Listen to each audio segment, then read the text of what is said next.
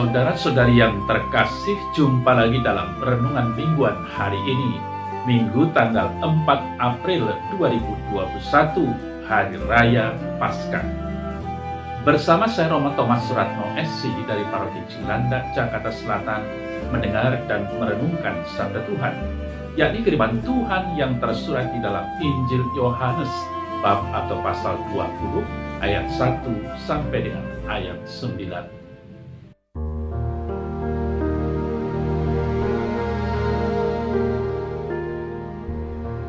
Pada hari pertama minggu itu, pagi-pagi benar, ketika hari masih gelap, pergilah Maria Magdalena ke kubur Yesus, dan ia melihat bahwa batu telah diambil dari kubur. Maka ia berlari-lari mendapatkan Simon Petrus dan murid yang lain yang dikasihi Yesus. Ia berkata kepada mereka, "Tuhan telah diambil orang dari kuburnya, dan kami tidak tahu di mana ia diletakkan." Maka berangkatlah Petrus dan murid yang lain itu ke kubur. Keduanya berlari bersama-sama, tetapi murid yang lain itu berlari lebih cepat daripada Petrus, sehingga ia lebih dulu sampai di kubur. Ia menjenguk ke dalam dan melihat kain kapan terletak di tanah, akan tetapi ia tidak masuk ke dalam. Maka tibalah juga Simon Petrus menyusul dia dan masuk ke dalam kubur itu. Ia melihat kain kapan terletak di tanah, sedang kain peluh yang tadinya ada di kepala Yesus tidak terletak dekat kain kapan itu, tetapi agak di samping di tempat yang lain dan sudah tergulung. Maka masuklah juga murid yang lain, yang lebih dulu sampai ke kubur itu. Ia melihatnya dan percaya. Sebab selama itu mereka belum mengerti isi kitab suci yang mengatakan bahwa ia harus bangkit dari antara orang mati.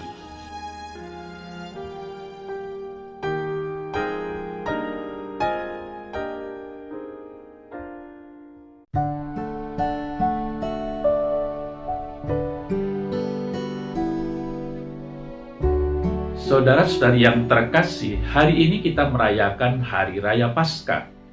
Selama 40 hari masa puasa dan pantang, permenungan kita diarahkan pada sikap hidup, khususnya yang berada di bawah wilayah KAJ atau Keuskupan Agung Jakarta, semakin mengasihi, semakin terlibat, dan semakin menjadi berkat.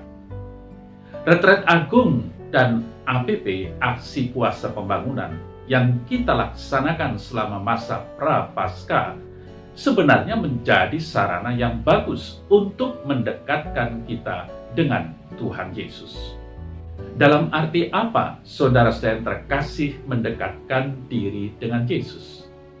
Allah Bapa sangat mencintai kita, sehingga Ia rela mengutus Yesus Kristus Putranya untuk menebus kita. Bagaimana Ia dapat menebus kita? Ia mengorbankan dirinya, dan selalu kita kenang dalam perjamuan atau perayaan Ekaristi sebagai Paskah harian dan mingguan yang telah didirikannya pada saat mengadakan perjamuan malam terakhir hari Kamis Putih. Saudara-saudari yang terkasih, Dia telah rela memikul salib dan wafat tidak berbusana, miskin dan taat kepada kehendak Bapa di surga pada hari Jumat Agung. Dia kemudian menjadi cahaya dunia, memanggil kita untuk terus-menerus memperbaharui diri sebagai orang yang dibaptis pada malam Paskah. Dan pada hari raya Paskah ini kita mulai mengenal Yesus yang sudah bangkit dan menampakkan dirinya kepada semua orang. Saudara-saudari yang terkasih, Penginjil Yohanes hari ini melaporkan kepada komunitas para rasul. Para rasul saat itu masih kecewa karena peristiwa kegagalan salib. Mereka putus asa, ragu-ragu, dan seakan tidak percaya lagi kepada Yesus.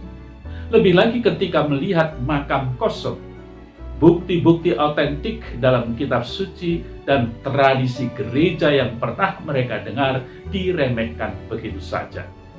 Memang ini hal yang sangat manusiawi, dan patut diterima sebagai bagian dari pengalaman gereja perdana. Saudara-saudari yang terkasih, dikisahkan oleh Yohanes bahwa pada hari pertama minggu itu, pagi-pagi benar ketika hari masih gelap, pergilah Maria Magdalena ke kubur Yesus dan ia melihat bahwa batu telah diambil orang dari kubur. Laporan Yohanes ini tidak boleh kita sepelekan. Hari Minggu masih pagi dan gelap. Maria Magdalena memang mencintai Yesus, tetapi pada level yang masih sangat manusiawi. Oleh karena itu, ia berjalan juga dalam kegelapan dengan maksud melihat Yesus yang ia banggakan itu. Ternyata harapannya pudar karena makamnya kosong. Saudara-saudari yang terkasih, pengalaman pribadinya dengan segala kekhawatiran membuat dia tidak lama-lama tetapi langsung kembali ke komunitas dan menyampaikan pengalamannya ini kepada Petrus dan Yohanes, murid kesayangan Yesus. Petrus dan Yohanes berlari ke kubur. Yohanes lebih cepat berlari tetapi tidak masuk ke dalam kubur. Petrus tiba, masuk ke dalam kubur dan melihat kain kafan terletak di tanah. Kain peluh agak ke samping dalam posisi tergulung. Murid kesayangan Yesus masuk dan percaya. Saudara-saudari yang terkasih, Petrus dan Yohanes menyaksikan makam yang kosong. Apa artinya pengalaman rohani ini? Artinya Yesus sudah bangkit. Tidak mungkin jenazahnya dipindahkan. Kain kafan dan kain peluh saja masih ada di dalam kubur dan teratur. Kalau dipindahkan, pasti tidak ada lagi kain kafan dan kain peluh. Saudara-saudari yang terkasih, tentu saja peristiwa di hari Minggu pagi itu adalah sebuah peristiwa yang mengejutkan.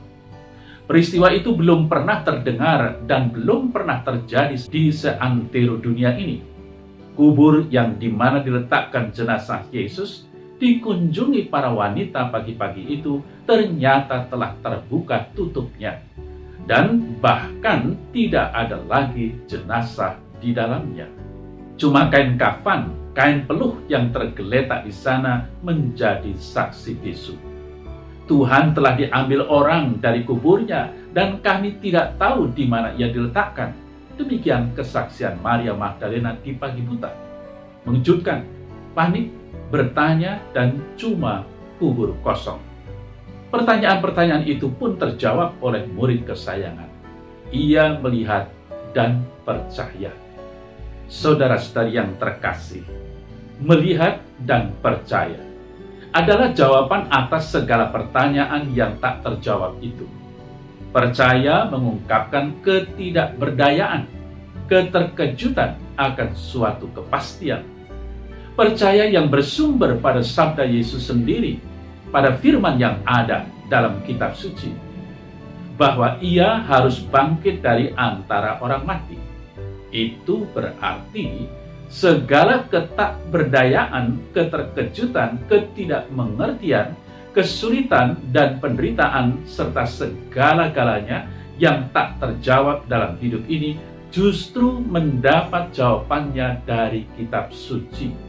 Kitab suci menjadi jawaban atas segala persoalan hidup manusia. Saudara-saudari yang terkasih, kitab suci mengatakan bahwa ia harus bangkit dari antara orang mati. Maka Yohanes dengan melihat semuanya itu, ia sungguh percaya.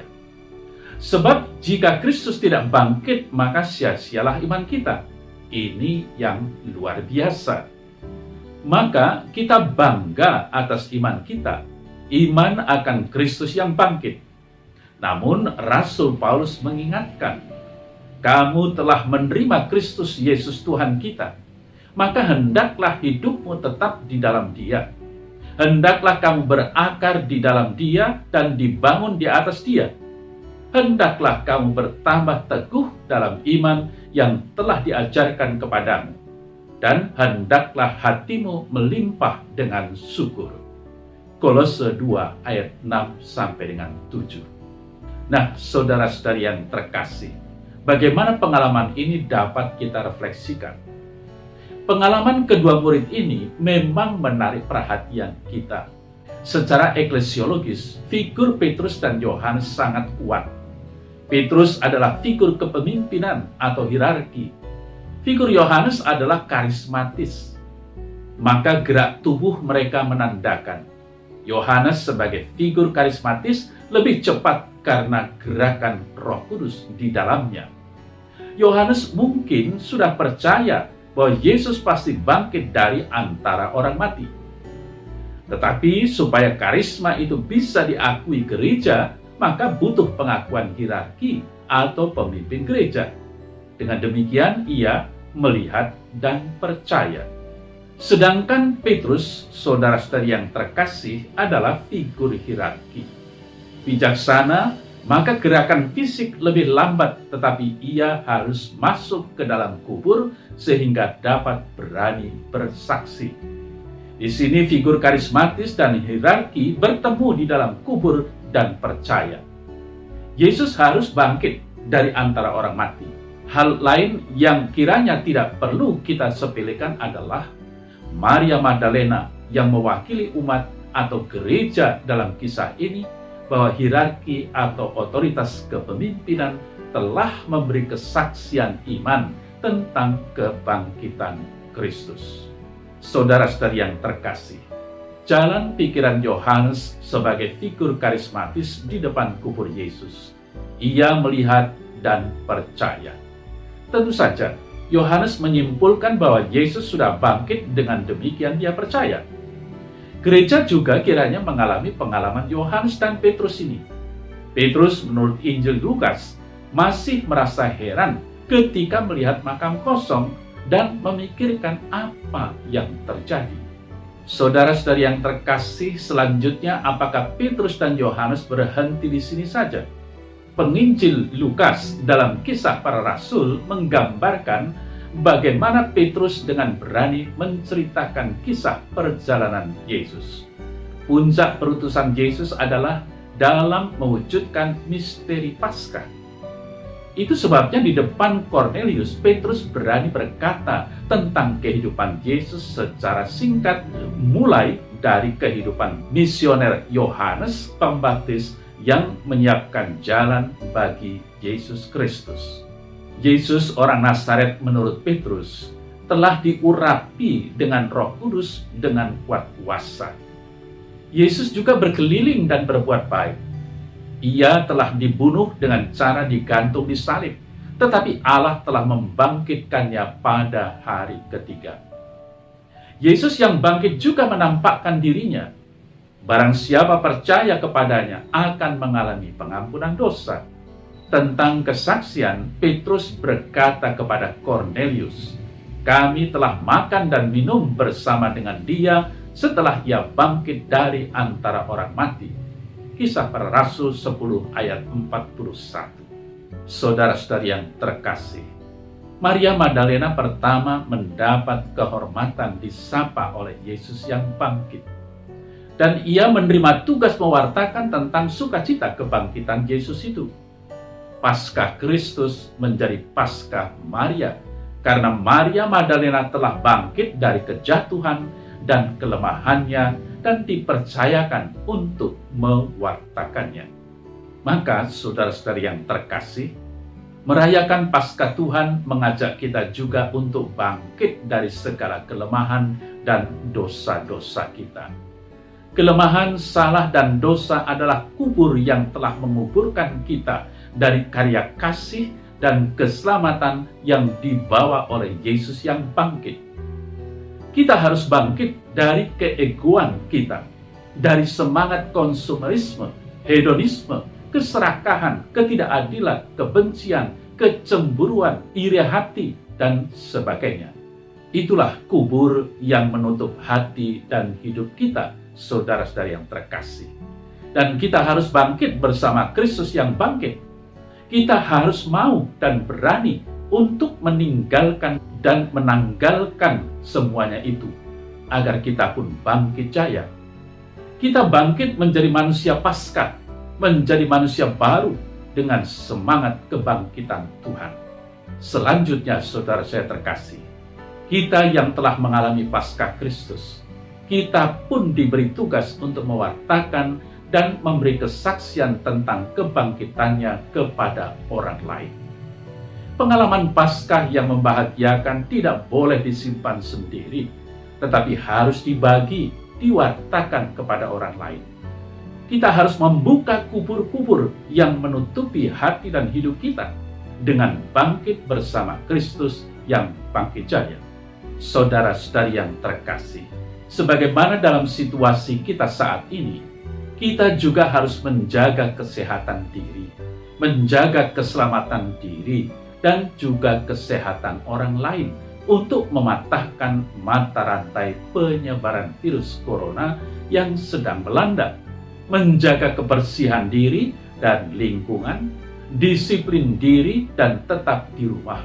Dalam semangat doa kita terus memohon kerahiman dan belas kasih Allah melalui Yesus yang bangkit, agar semua orang boleh bangkit, mengalami kembali kesehatan yang baik, dijauhkan dari wabah virus corona yang terus menghantui kita. Hanya dengan peduli kemanusiaan dan dengan iman, kita pun dibangkitkan bersama Yesus yang bangkit. Itulah Paskah kita. Saudara-saudari yang terkasih, Paskah yang membahagiakan dan memberikan harapan baru. Maka sudah selayaknya lah kalau kita harus semakin mengasihi baik kepada Tuhan maupun sesama kita, semakin terlibat dalam aktivitas kehidupan gereja dan masyarakat, dengan membagikan sukacita kebangkitan Kristus Paskah kita. Dan tentu saja akhirnya usaha dan perjuangan kita dalam melawan virus corona selama pandemi ini, membawa atau menjadi berkat bagi kebahagiaan dan keselamatan kita semua.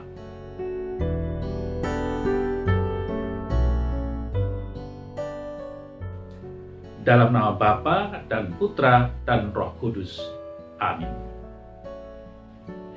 Ya Allah Bapa di sorga, dengan peristiwa Paskah hari ini, di mana Tuhan Yesus Kristus Putramu bangkit dari kematian, keluar dari kegelapan hidup, menang atas kuasa maut yang membawa kebinasaan, dan yang telah hidup baru dalam kemuliaan. Semoga kami juga mampu meninggalkan hidup lama yang penuh kegelapan untuk mengenakan hidup baru, yang penuh sukacita yang Engkau limpahkan hari ini. Terpujilah nama-Mu, kini dan sepanjang segala masa. Amin. Dalam nama Bapa dan Putra dan Roh Kudus. Amin.